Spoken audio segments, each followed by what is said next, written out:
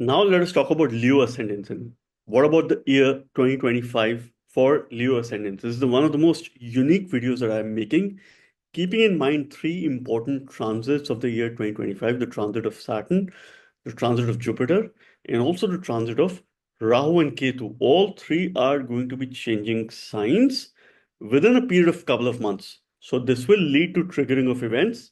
Life events are triggered when these planets make a transit because Saturn's transit is about 2.5 years long. So it makes a transit once in about 2.5 years. Jupiter makes transit once in 12 months. And Rahu and Ketu, the lunar nodes, the shadowy planets, make a transit once in every 18 months. And that is happening in 2025, where Saturn is going to be moving in the sign of Pisces.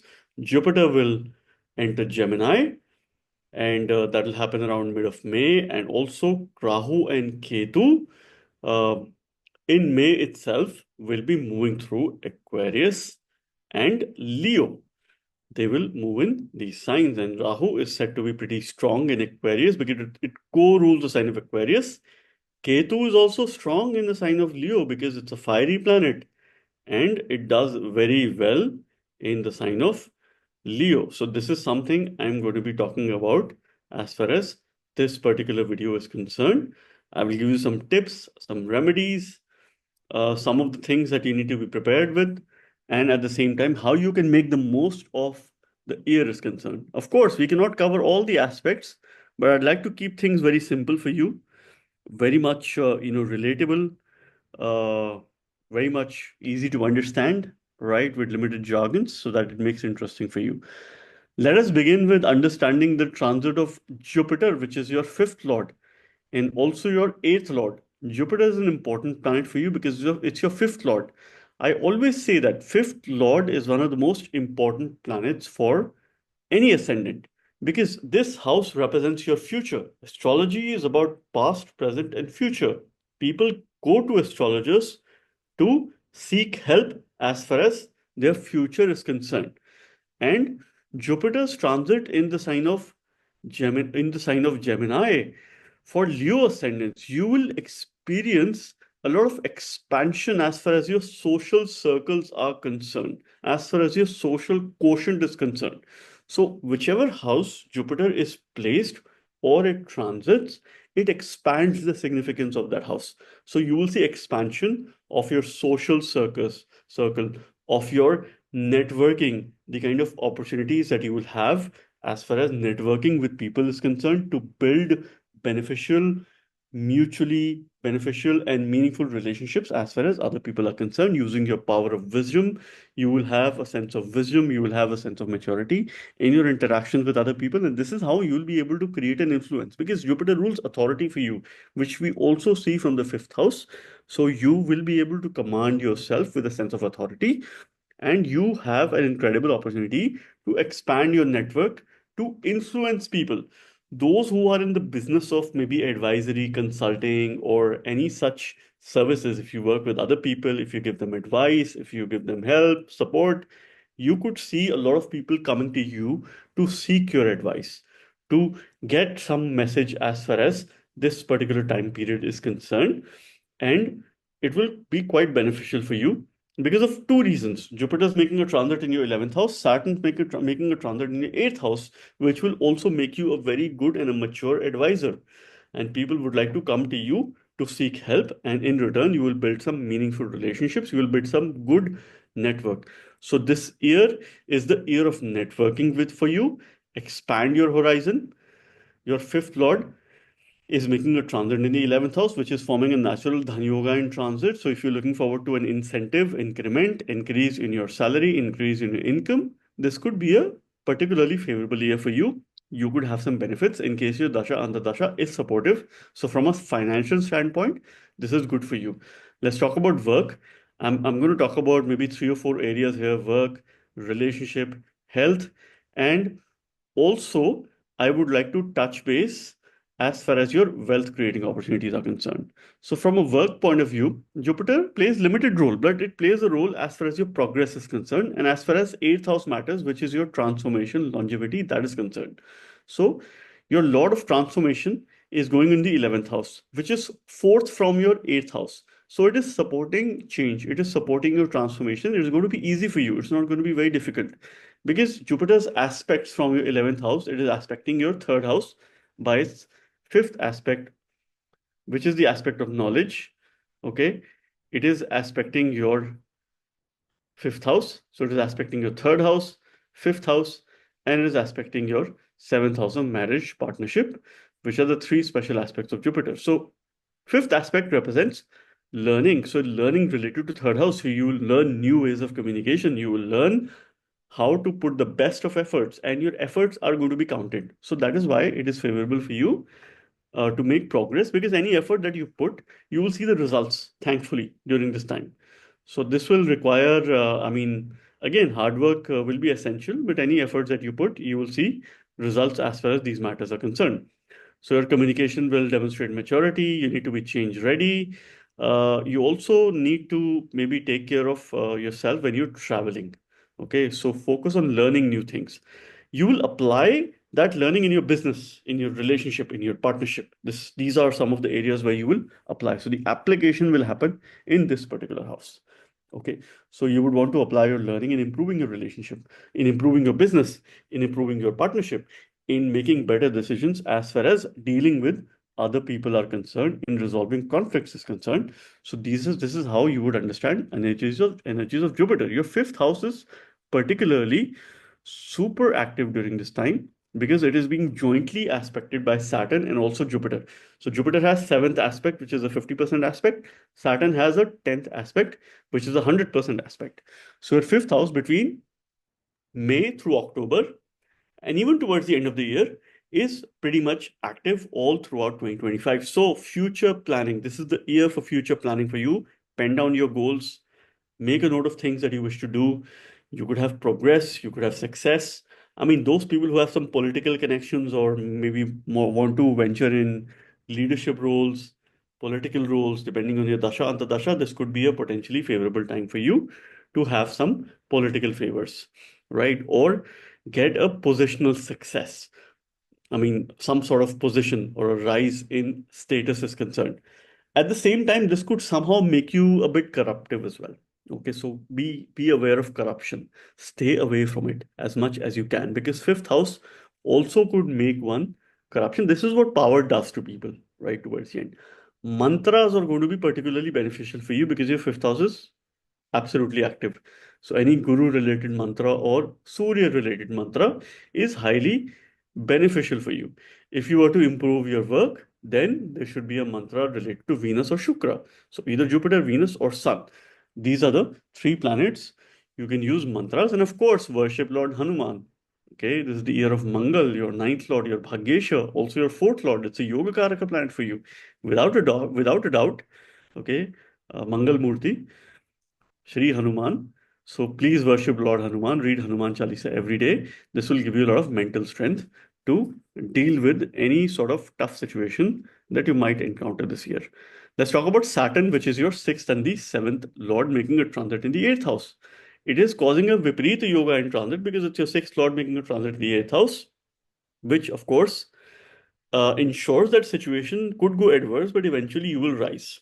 Okay, this particular transit really emphasizes the need of making a commitment, okay, and bringing emotional depth in your relationship, in your partnership, and of course, looking to build meaningful connections. So, see, the eighth house is the Mangalya Bhava of marriage because it's the second from your seventh house, and Saturn rules your seventh house.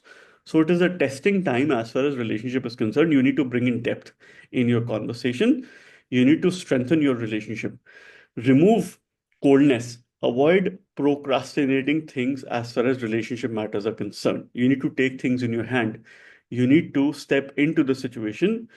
See, there is no better day than today in having or picking up a conversation. So do not wait for tomorrow. Do not delay things for the next day that, oh, I will do it later. I will have this conversation later. Maybe now is not the right time.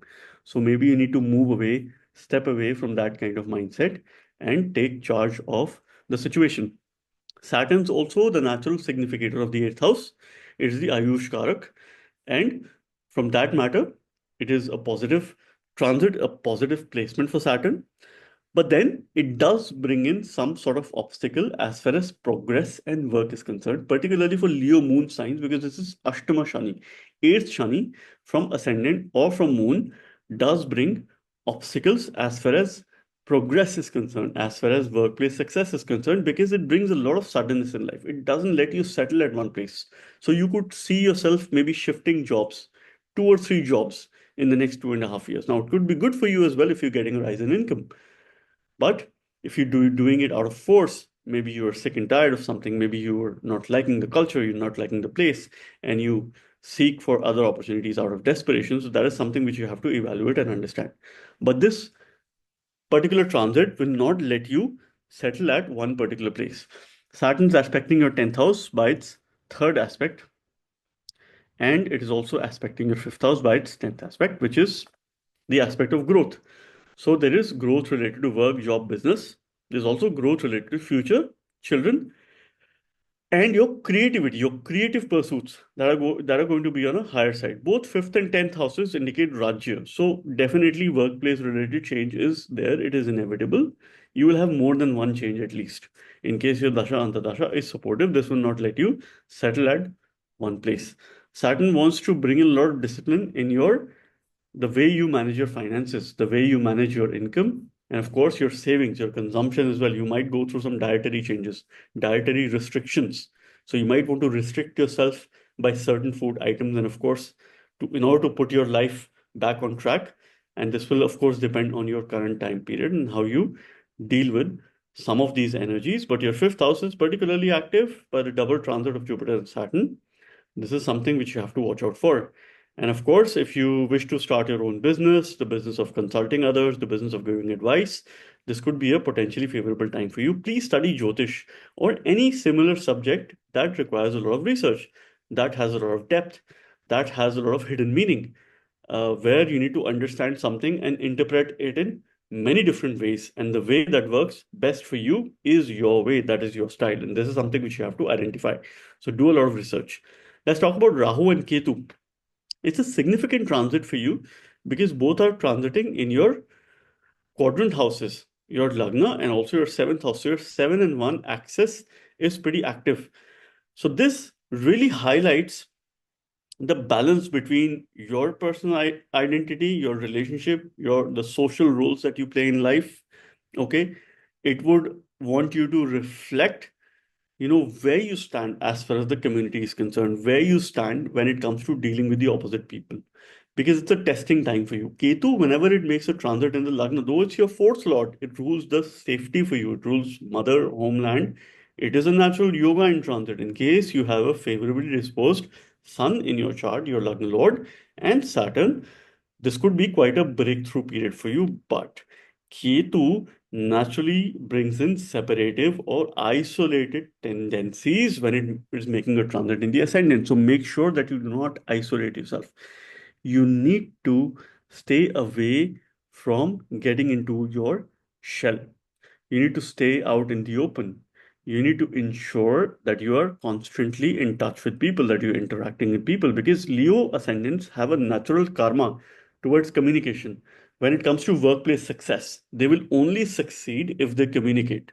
Okay. See, understand, Leo naturally has a very authoritative energies because there is only one head of the table, that is the king sun. And whichever planet comes directly opposite to sun, whichever person comes directly opposite to sun, they get blinded by the rays, by the energy, by the power of sun. So that is why I always say never sit across the table to a Leo ascendant. You will get blinded. You need to sit at the side, and that is the sign of respect to sun. Okay, it's I mean my funny way of saying it, but it makes a lot of sense. So your first and seventh house are going through some transformative energies. Rahu gains directional strength in the seventh house. It's your co-seventh lord making a transit here, so it's a favorable time. Jupiter is ensuring that most of the time of this transit, it keeps Rahu under check, under control, because Jupiter is the only planet that can control Rahu, that can tame the energies of Rahu. On one hand, Jupiter is expanding your gains, your power of recognition, and at the same time, Rahu is going to work towards getting support from other people because it gains directional strength. There's blessings of the Devata Worship goddess Durga during this time, or you could worship Surya Devata. This could be quite beneficial for you to channelize the energies of this Rahu, which is gaining directional strength. So there is definitely relationship karma in case you're looking forward to a new relationship, getting married, or finding yourself a partner. This could be a potentially favorable time for you depending on your ongoing dasha antardasha. Businesses could see some success, could see some expansion. Definitely certain changes, whether the change is good or not so good, would depend on your ongoing dasha antardasha and the kind of role it plays. Remedy is with Jupiter if you want to channelize this Rahu appropriately, right? So this is something which you must understand. You must also understand that Rahu is also aspecting Jupiter because Rahu also has a fifth aspect. I'm not getting into Rahu Ketu's aspect here, but there's a mutual aspect of Jupiter and Rahu which is there, right? And both are very strong, okay? And both are trying to influence each other, right? But Jupiter has a greater sense of control as far as matters pertaining to Rahu is concerned. And Rahu is the one who wants to be like Jupiter, who wants to be like Venus as well, because he wants to have all the kinds of knowledge and, of course, everything in this world. It wants to expand, expand, and just expand.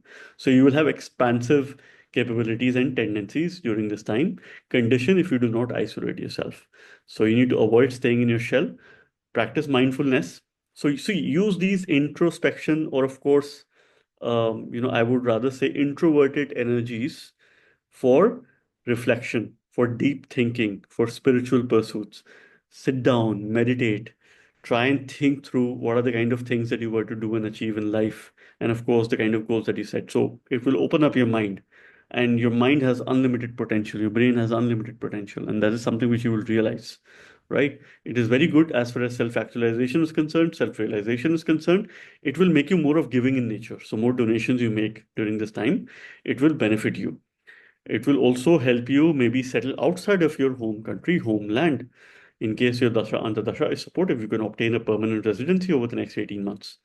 Right? This is the kind of energy which you could expect as far as the year 2025 is concerned. And my best wishes, and may you have an amazing year 2025, the year of Mars, the year of Mangal.